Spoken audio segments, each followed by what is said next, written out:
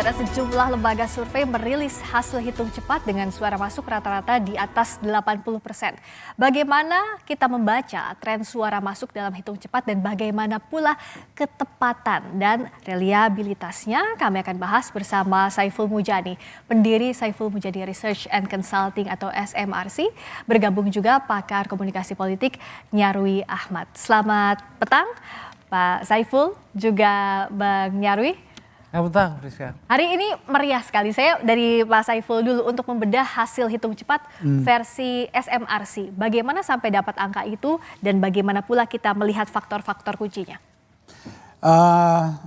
Saya tidak, karena itu tiap menit ya diupdate, jadi belum 100%. Tapi semua lembaga survei, lembaga yang melakukan quick count, hasilnya mirip-mirip begitu. Ya.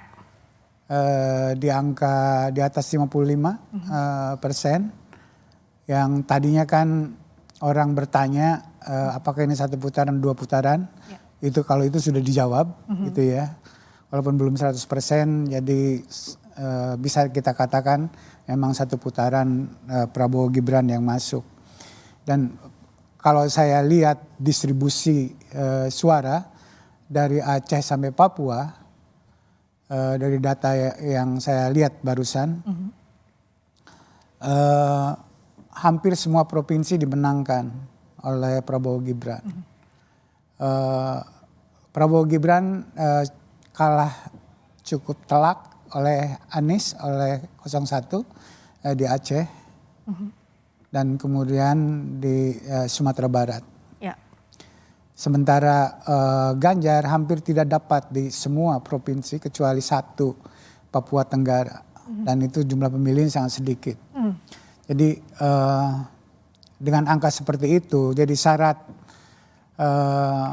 konstitusional harus separuh dari provinsi dimenangkan, itu sudah dimenangkan oleh Prabowo Gibran menurut versi quick count tentu saja ya. Nanti resminya adalah KPU. Nah, bagi saya sendiri perolehan itu tidak mengejutkan. Kenapa?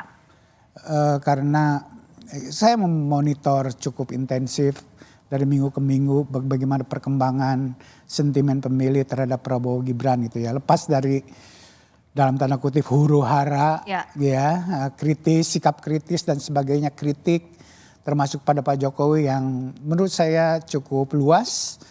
Termasuk orang-orang di kampus seperti saya termasuk yang mengkritik. Tapi nampaknya itu tidak cukup diakses oleh pemilih pada umumnya. Dan pemilih lebih melihat perilaku Pak Jokowi yang cukup populis.